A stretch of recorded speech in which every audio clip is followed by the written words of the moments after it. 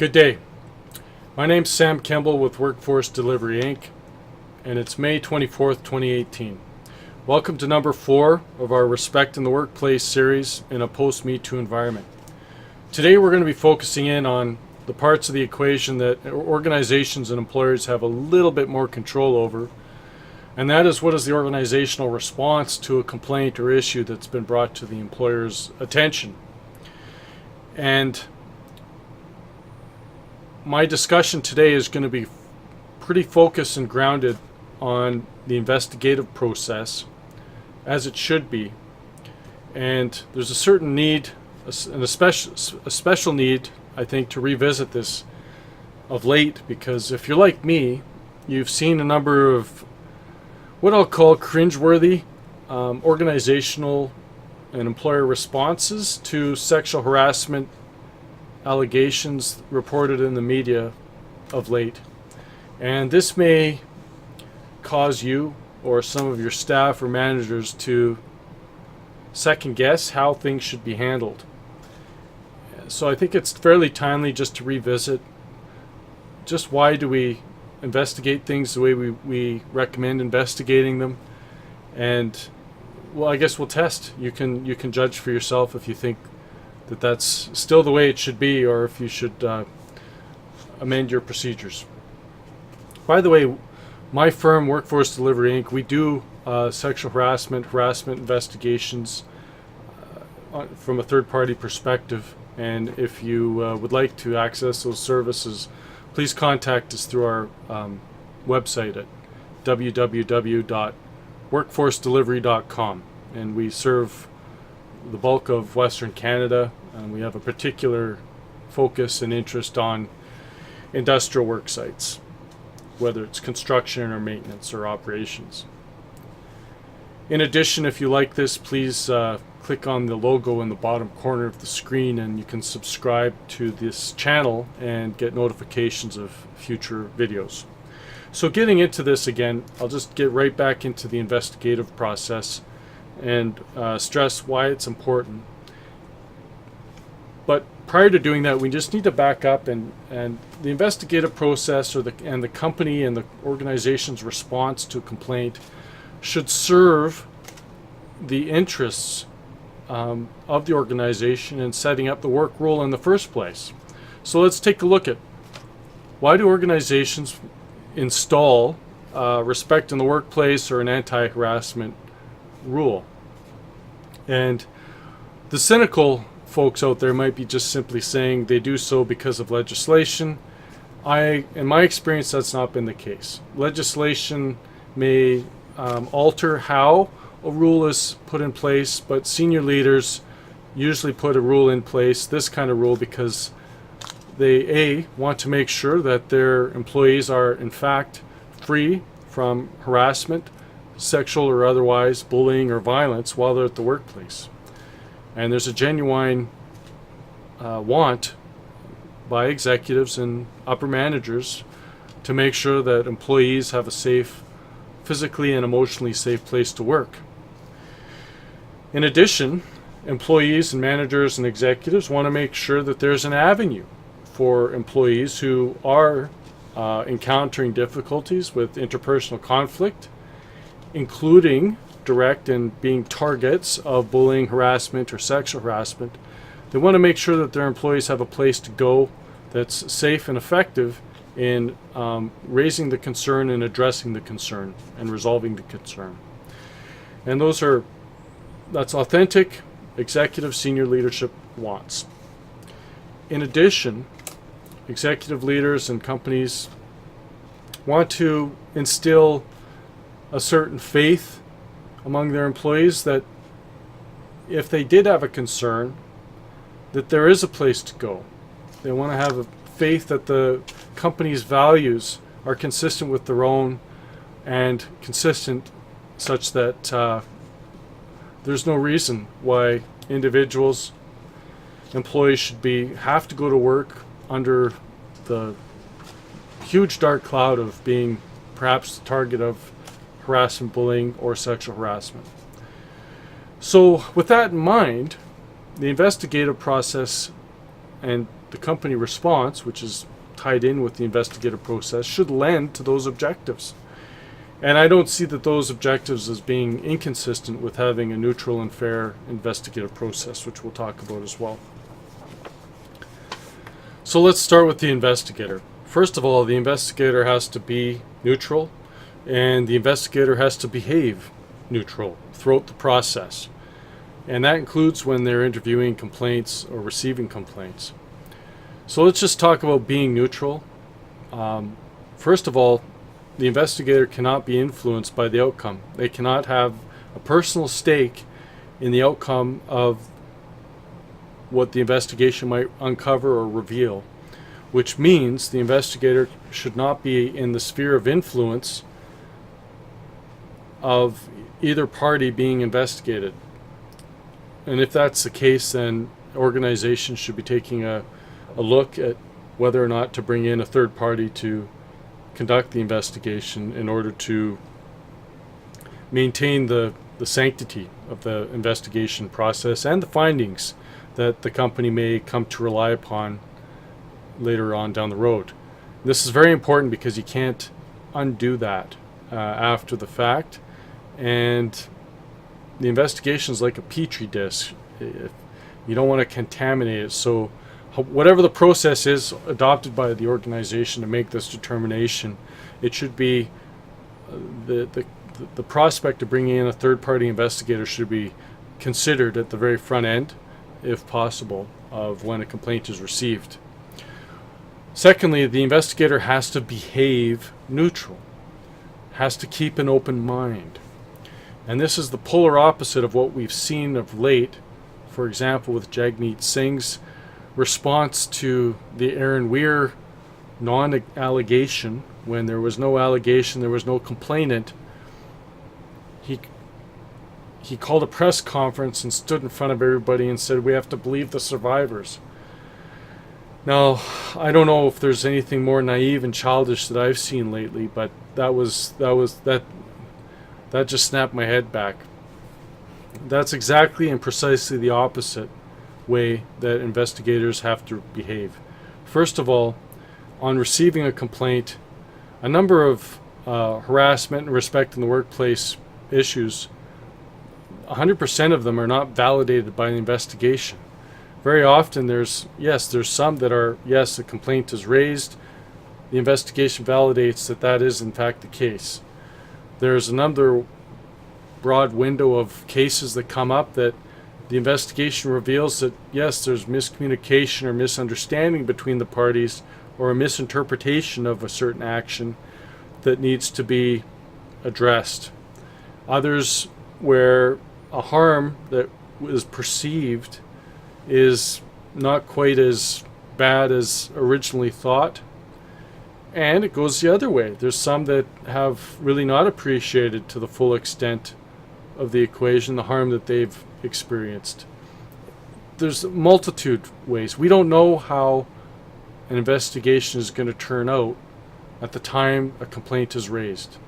The other issue is there's an emotional aspect to a complainant approaching an investigator, and some will not approach or raise a complaint until really far down the road, where it's the last straw and the person's about to snap. So we don't really know what kind of state of mind the individual is in who approaches us with a complaint at the time that they're raising it. So a very calm and neutral demeanor is one of the better ways to handle it.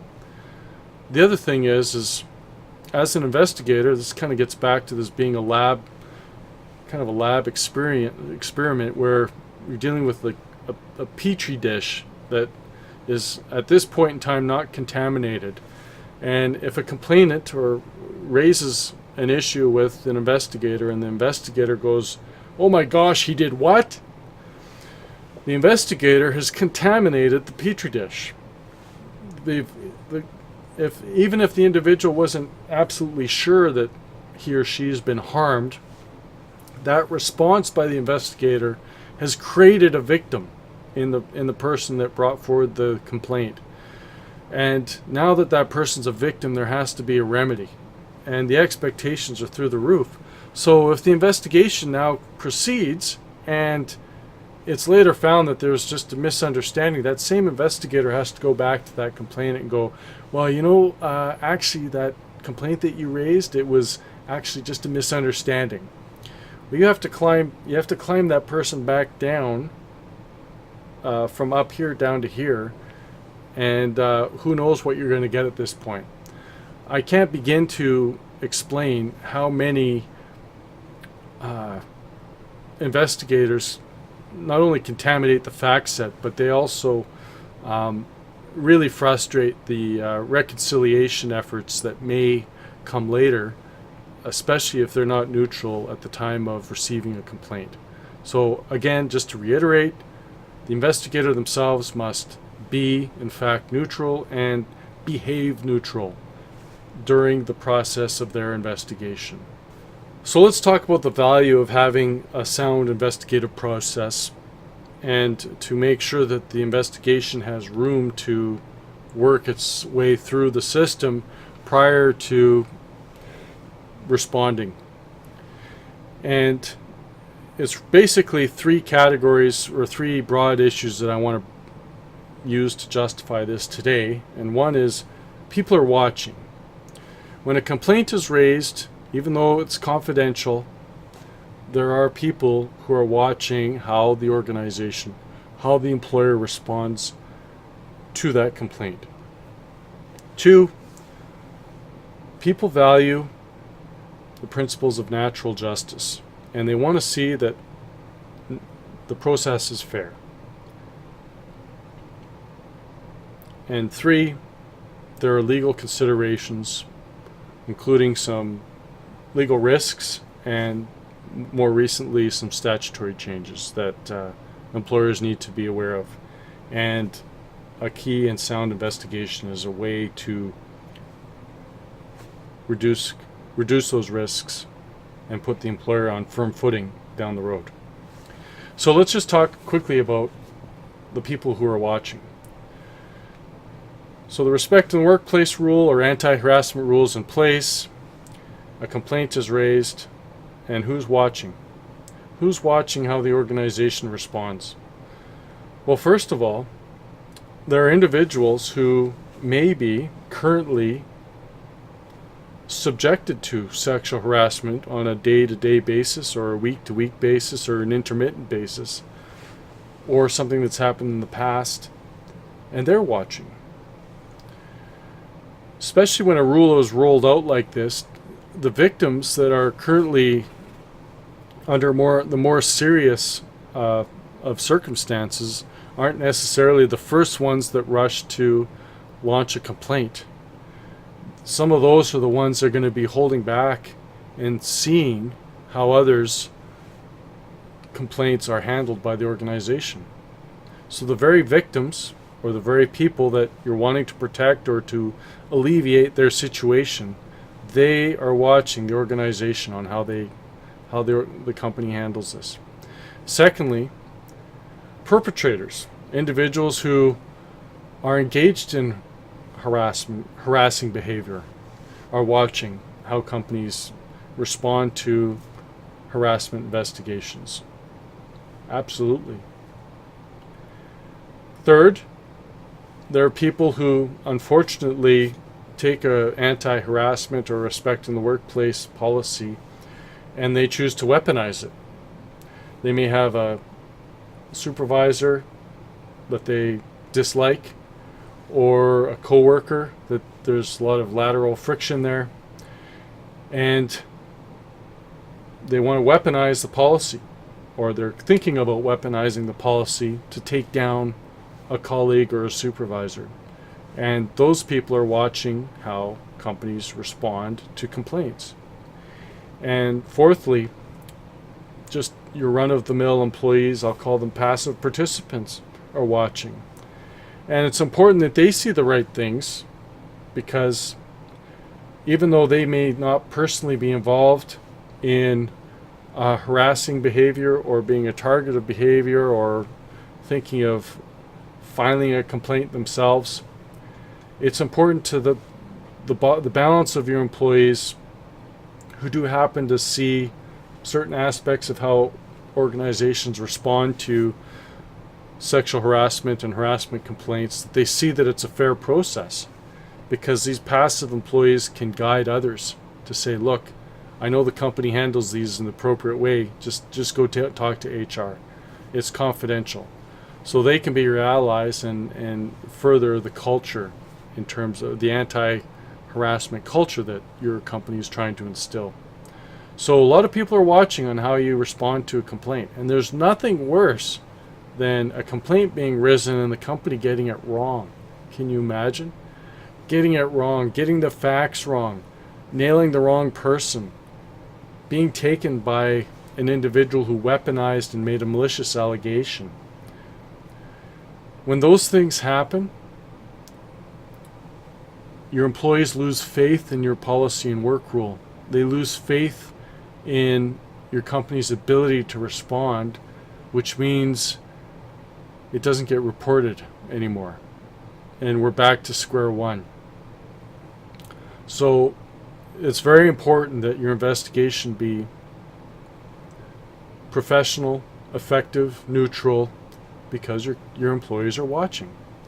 And the strength of your investigation and your response to complaints is going to drive whether or not the policy is accessed and accessed by the right people at the right time.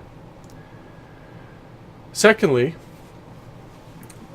your employees they want to see that the company is fair. They want to see that when things are raised, that there is a principle of natural justice.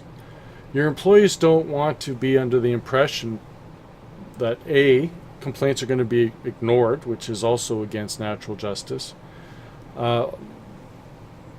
B, that companies are just going to pull the trigger without sound investigations and firm footing on the basis of which they're making their decisions, because then employees are afraid. If it can happen to Bob, it can happen to me. And that's an unintended consequence of having a respect in the workplace or anti-harassment policy as well.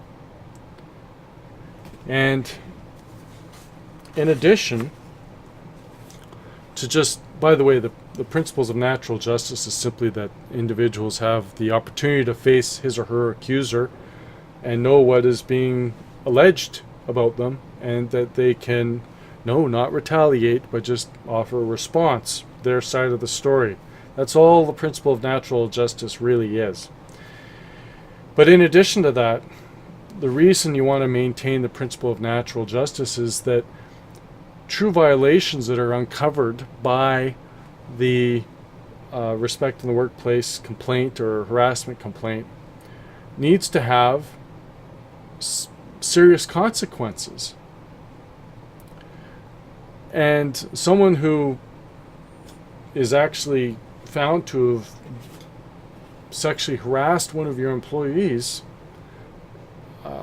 if they're not terminated, they should be pretty much as close to being terminated as possible without being terminated.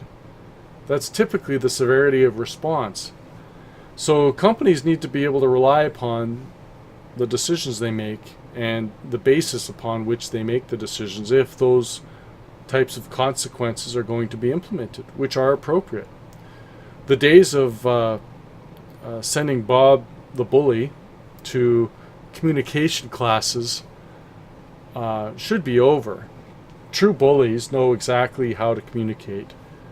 They're very skilled communicators, and they know how to go right up to that line without crossing it, while driving someone nuts and repetitively doing that behavior to cause someone emotional harm. To give that kind of bully communication classes is only arming the bully to be a more effective bully. So that was the old way of responding, and those days are gone. When a bully is identified, discipline's appropriate. Similarly, with someone engaged in sexual harassment or harassing behavior and found that is authenticated, the consequences need to be severe. And when the consequences are severe, the basis for making those decisions need to be sound.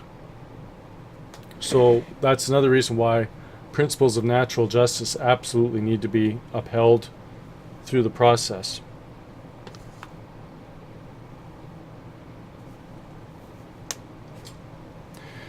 So the third reason why investigations need to be the focal point, sound investigations need to be the focal point of a company's response to harassment investigations, is in regards to the legal risk and some of the statutory changes. So right now, Bill 30 in Alberta brings interpersonal conflict or psychological harm arising from interpersonal conflict, including harassment in the workplace, as potentially a compensable injury. And those decisions on whether or not A, the harm exists, and B, it was caused at the workplace, are all going to be grounded in fact. It's going to be grounded in the investigation process. That's what's going to form the basis of the decision making around that. So the investigation process needs to be reliable. In addition, there's avenues, especially for status harassment, that these kinds of decisions can be brought forward and reviewed by a human rights tribunal. And in addition, and this kind of alludes back to the severity of consequences that are likely to come from proven allegations of, in particular, sexual harassment. Courts have noted that they've signaled their continued willingness to issue damages in wrongful dismissal suits to employers who rely on faulty investigations as a basis to justify a for-cause termination. So again, all those reasons further emphasize why investigations need to be sound and well-grounded, especially when it comes to employers responding to harassment allegations and respect in the workplace allegations. So, in conclusion, the idea of blindly believing the survivor, like Jagmeet Singh, doesn't help the complainant. It does not help the organization. In fact, it only helps the perpetrator, potentially.